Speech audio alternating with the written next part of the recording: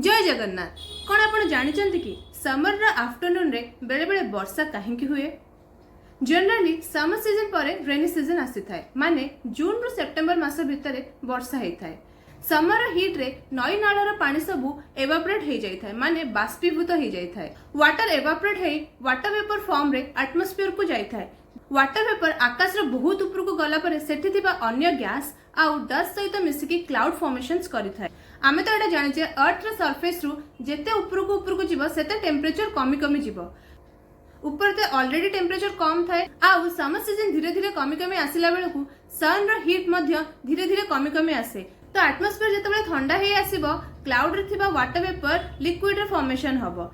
Water vapour जेतेबेले liquid को formation होय ताको कंडेंसेशन प्रोसेस कहंती। जेतेबेले कंडेंसेशन प्रोसेस चलेबो वाटर वेपर लिक्विड रे फॉर्म हे चलेबो। कंडेंसेशन प्रोसेस रे क्लाउड रे जेते अधिक लिक्विड कलेक्ट हे जिवो, माने क्लाउड रो वाटर होल्डिंग कैपेसिटी टू जेते अधिक लिक्विड जमा हे जिवो तो क्लाउड सेतेबेले हेवी हे जिवो। Then water rain hail snow इत्यादि फॉर्म रे तळकु आसे। वाटर एवापोरेट हेकी क्लाउड फॉर्मेशन कंडेंसेशन पर वर्षा हवा पूरा प्रोसेस को वाटर साइकिल कहंती। एटा तो रेनी सीजन रे रेन हवा स्वाभाविक, किंतु बेले बेले समर आफ्टरनून रे कोन पे वर्षा हे जाए? आमे तो जानिचे समर रे टेम्परेचर केते इंक्रीज हे जाए। तो ए इंक्रीज टेम्परेचर आम सरफेस रे जो एयर थाए ताकू वार्म करे, ता सहित एवापोरेट मध्य करे। वाटर एवापोरेट हेकी वाटर वेपर वार्म एयर रे मिसिला तो वार्म एयर रो वेट कूल एयर रो कम थाए।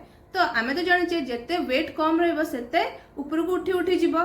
तो वार्म एयर कौन हबो आगो ऊपर को उठी जिवो। वार्म एयर सहित तो वाटर वेपर मिसिक अछि, तो वार्म एयर बहुत जल्दी एटमॉस्फेयर रो ऊपर को पळे, माने ट्रोपोस्फियर लेवल को पळे। देन क्लाउड फॉर्मेशन स्टार्ट्स हुए। क्लाउड फॉर्मेशन हे सारिला परे ऊपर तो हमर टेम्परेचर बहुत कम थाए, तो धीरे धीरे कौन हुए कंडेंसेशन प्रोसेस स्टार्ट हुए। तो वार्म एयर वाटर वेपर सहित बहुत जल्दी ऊपर को जाउथिबारु आउ ता सहित कंडेंसेशन प्रोसेस चालुथिबारु जल्दी जल्दी बहुत सारा लिक्विड कलेक्ट हो जाए क्लाउड रे। तो जेतेबेले क्लाउड रो कैपेसिटी टू अधिक वाटर कलेक्ट हो जाए सेतेबेले आमे जानिचे ए वाटर ड्रॉपलेट्स वर्षा आकार रे तळकु आसे। सेथिपई समर आफ्टरनून रे बेले बेले वर्षा हो जाए। Isn't it amazing? एबे कमेंट रे कहंतु आपण मानकर favourite season cone? Follow for more.